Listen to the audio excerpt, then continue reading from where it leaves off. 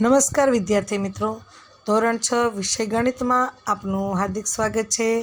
આજે આપણે પ્રકરણ 2 પૂર્ણ સંખ્યાઓ ભાગ 1નો અભ્યાસ કરીશું। ભાગ 1માં આપણે થિયરી જોઈશું। ચાલો જોઈએ થિયરી। યાદ રાખો એટલે કે તમારે યાદ રાખવાનું છે। સૌપ્રથમ પહેલાં 1 2 3 4 એમ ડોટ કરેલું છે તો અનંત સુધી ગણતરીની સંખ્યાઓ છે, બરાબર। આ ગણતરીની સંખ્યાઓ 1 2 3 4 એ પ્રાકૃતિક સંખ્યાઓ કહેવાય। કેવી? પ્રાકૃતિક એટલે કે નેચરલ એટલે કુદરતી કહેવાય ને। પહેલાંના જમાનામાં શૂન્યની શોધ નહોતી થઈ ત્યારે ગણતરીની સંખ્યાઓ કઈ કહેવાતી? 1થી ગણાતી, 1 2 3 4 એવી રીતે, બરાબર। તો પ્રાકૃતિક સંખ્યામાં સૌથી પહેલી અને નાની સંખ્યા કઈ કહેવાય? 1 કહેવાશે, શૂન્ય કહેવાશે નહીં। અને આમ અનંત સુધી છે। પ્રાકૃતિક સંખ્યાઓ અસંખ્ય એટલે કે અનંત છે, તેથી મોટી સંખ્યા મળે નહીં। અને પ્રાકૃતિક સંખ્યાઓના સમૂહને n કહેવાય। નેચરલ ઉપરથી n, પહેલો સંકેત કેવો કહેવાય? એનો n, બરાબર। એને n વડે દર્શાવાય છે સમૂહને, એટલે n બરાબર છગડીયો કાઉન્સ, આને નાનો કાઉન્સ કહેવાય, આને છગડીયો કાઉન્સ કહેવાય, તેમજ આને મોટો કાઉન્સ કહેવાય। ઓકે, જુઓ, પહેલાં હંમેશા નાના કાઉન્સની પ્રોસેસ કરવાની, પછી છગડીયા કાઉન્સની અને મોટા કાઉન્સની લાઇનમાં કરવાની આવશે। તો અહીંયા પ્રાકૃતિક સંખ્યા nને તમે n વડે દર્શાવશો તો 1 2 3 અનંત સુધી તમે દર્શાવી શકો છો। ઓકે, ચાલો, ત્યારબાદ શૂન્યની શોધ થઈ। પ્રાકૃતિક સંખ્યા પૂરી થઈ પછી મારા જેવા કોઈક વૈજ્ઞાનિક આવી ગયા હશે, સાયન્ટિસ્ટ, એને શું કરી? શૂન્યની શોધ કરી, બરાબર છે, ગણિતશાસ્ત્રીએ। તો 0 અને પ્રાકૃતિક સંખ્યા મળીને શું બની ગઈ? પૂર્ણ બની ગઈ। જે પ્રાકૃતિક સંખ્યા હતી તેમાં શૂન્યનો ઉમેરો થયો તો તે સંખ્યા કેવી બની ગઈ? પૂર્ણ સંખ્યાઓ। જો અહીંયા બતાવેલું છે 0 1 2 3 4 એ કેવી છે? પૂર્ણ સંખ્યાઓ। તો અહીં તમે જોઈ શકો છો સૌથી પહેલી અને નાની પૂર્ણ સંખ્યા કહે તો 0। પૂર્ણ સંખ્યાઓ પણ કેવી છે? અનંત, અસંખ્ય છે, તેથી સૌથી મોટી સંખ્યા નથી। પૂર્ણ સંખ્યાઓના સમૂહને w વડે દર્શાવાય છે, હોલ સંખ્યા, બરાબર। હોલ એટલે બધી, એનો પહેલો અક્ષર છે w, તો w વડે દર્શાવાય છે। w એટલે કયો સમૂહ? પૂર્ણ સંખ્યા। 0 1 2 અનંત સુધી તમે બતાવી શકો છો। હવે તમે જોઈ શકો છો કે પ્રાકૃતિક સંખ્યા છે એ બધી પૂર્ણ સંખ્યામાં આવી જાય છે, પરંતુ બધી પૂર્ણ સંખ્યા પ્રાકૃતિક સંખ્યા નથી। કેમ? શૂન્ય છે પ્રાકૃતિક સંખ્યા કહી શકાય નહીં। તો તમને વિકલ્પમાં પૂછાય, ખાલી જગ્યામાં પૂછાય કે સૌથી નાની પ્રાકૃતિક સંખ્યા કઈ આવશે? તો આપણો જવાબ આવશે 1।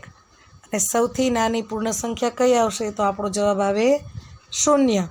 ત્યારબાદ પ્રાકૃતિક સંખ્યાના ગણને શેના વડે દર્શાવવામાં આવે? તો n વડે। અને પૂર્ણ સંખ્યાના ગણને કેના વડે દર્શાવવામાં આવશે? તો w વડે, બરાબર છે। આ બધું ખાસ યાદ રાખવું। ત્યારબાદ પહેલાંની સંખ્યા અને પછીની સંખ્યા, તો પ્રેડેસેસર અને સક્સેસર।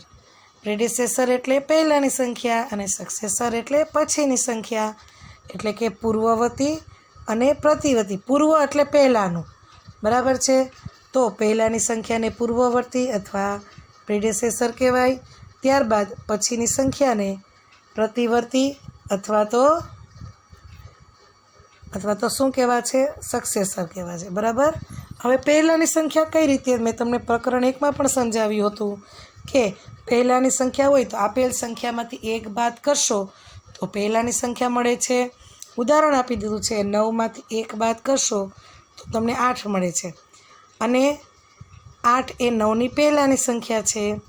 ત્યારબાદ પછીની સંખ્યા, આપેલ સંખ્યામાં 1 ઉમેરતા પછીની સંખ્યા મળે છે, બરાબર। તો દાખલા નંબર 12 + 1 બરાબર 13, આથી 12 એ 13 પછીની સંખ્યા છે।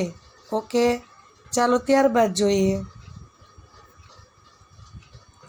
સંખ્યા રેખા। આને શું કહેવાય? રેખા। આને રેખાખંડ કહીશું અને આને કહીશું કિરણ। તો રેખા ઉપર સંખ્યા બતાવશો તો આને કહેવાય સંખ્યા રેખા. શું કહેવાય? સંખ્યા રેખા. બરાબર છે.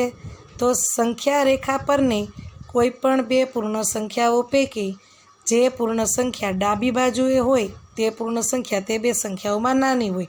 અહીં તમે જોઈ શકો છો 4 છે એ 5ની ડાબી બાજુ છે, તો 4 નાના છે ને 5 મોટા છે. 2 છે એ 6ની કઈ બાજુ છે? ડાબી બાજુ. આ બાજુ કહેવાશે ડાબી અને આ બાજુ કહેવાશે જમણી. જેમ તમે જમણી બાજુ જશો તેમ સંખ્યા મોટી થશે અને જેમ તમે ડાબી બાજુ જશો તેમ સંખ્યા કેવી થતી જશે? નાની થતી જશે. શૂન્ય એ નાનામાં નાની પૂર્ણ સંખ્યા હોવાથી સંખ્યા રેખા ઉપર શૂન્યની ડાબી બાજુએ કોઈ પૂર્ણ સંખ્યા નથી. બરાબર છે. શૂન્ય પૂર્ણ સંખ્યા છે, તો અહીંયા ડાબી બાજુ તમે જશો તો ત્યાં પૂર્ણ સંખ્યાઓ નહીં હોય. ઓકે, અહીંયા માઇનસ સંખ્યાઓ આવશે. તે તમે આગળના ધોરણમાં કે આગળના સેમેસ્ટરમાં તમે જોઈ શકશો. બરાબર છે. જુઓ કેમ અહીંયા 0, 1, 2 અહીંયા માઇનસ સંખ્યા આવશે. તે નેક્સ્ટ ચેપ્ટરમાં આના પછી જોઈશું. ઓકે, પછી ત્યારબાદ અહીંયા શું કીધું છે? શૂન્ય એ નાનામાં નાની પૂર્ણ સંખ્યા હોવાથી સંખ્યા રેખા પર શૂન્યની ડાબી બાજુએ કોઈ પૂર્ણ સંખ્યા રેખા નથી.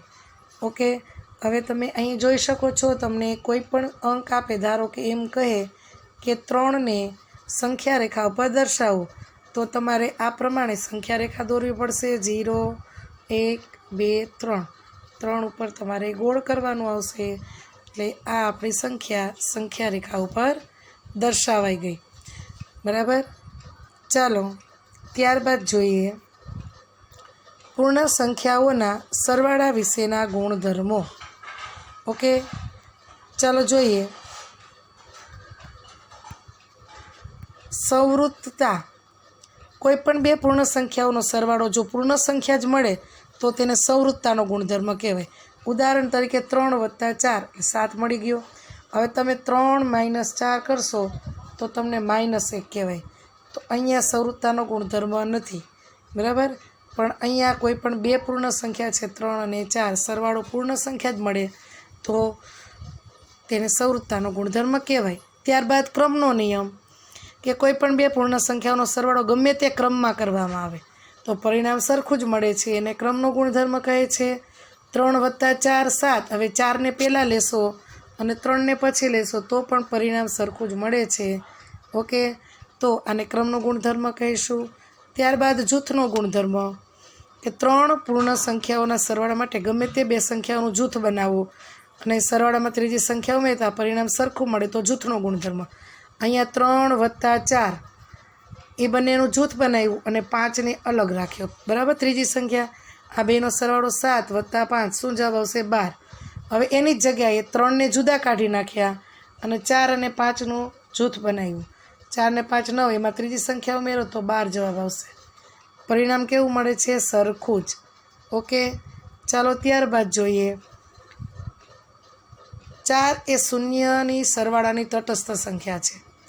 કોઈ પણ પૂર્ણ સંખ્યાઓનો શૂન્ય સાથે સરવાળો કરો તો પરિણામ તે જ સંખ્યા મળે.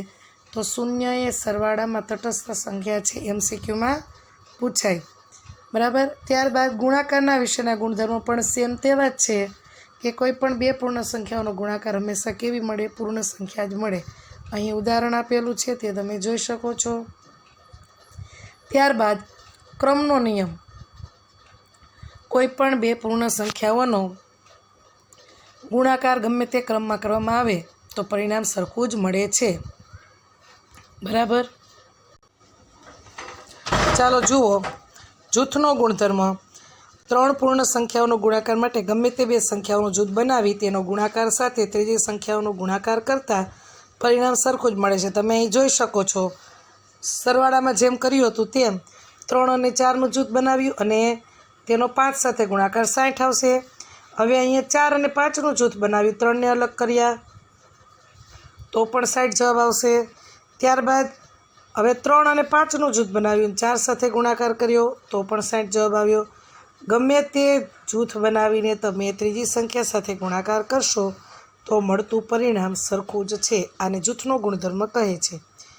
સરવાળામાં જેમ તટસ્થ સંખ્યા 0 છે તેમ ગુણાકારમાં તટસ્થ સંખ્યા 1 છે. કેમ કે કોઈ પણ પૂર્ણ સંખ્યાનો ગુણાકાર 1 સાથે કરશો તો પરિણામ તેની તે જ સંખ્યા મળે છે. 3 એકા 3, 1 ચોક 4, 23 એકા 23, કોઈ પણ સંખ્યાનો 1 સાથે ગુણાકાર કરશો તો તેનો તે જ જવાબ આવે છે, એટલે તેને ગુણાકારની તટસ્થ સંખ્યા કહે છે. ત્યારબાદ નવો નિયમ આવ્યો વિભાજનનો નિયમ. આ તમારે ખાસ યાદ રાખવાનું છે. પૂર્ણ સંખ્યાઓ માટે ગુણાકારનું સરવાળા પર વિભાજન. હવે અહીંયા જુઓ 5 ગુણ્યા 3 વત્તા 4, બરાબર. આ ખાસ જોવાનું છે તમારે ગુણધર્મ જો 4 ને 3 7, તો 5 સત્તા 35 આવ્યો. હવે તમારે આ રીતો છે તો પહેલાં 5નો 3 સાથે ગુણાકાર કરશું, 5 ગુણ્યા 3, પ્લસ 5નો 4 સાથે ગુણાકાર, 5 ગુણ્યા 4, બરાબર છે. તો 5 તેરી 15 વત્તા 5 ચોક 20, શું જવાબ આવ્યો આપણો? 20 વત્તા 15 એટલે 35, બરાબર. આ નિયમ તમારે ખાસ યાદ રાખવાનો છે. 5 ગુણ્યા 3 વત્તા 4, તો 5નો પહેલાં 3 સાથે પહેલાં કૌંસમાં, પ્લસ 5નો બીજા કૌંસમાં 4 સાથે ગુણધર્મ. આ ગુણધર્મો ખાસ યાદ રાખવા અને બને તો વારંવાર વાંચન કરી જવા. અહીં આપણો થિયરીનો ભાગ 1 પૂર્ણ કરીએ છીએ. ત્યારબાદ મળીશું ભાગ 2માં. આભાર બાળકો.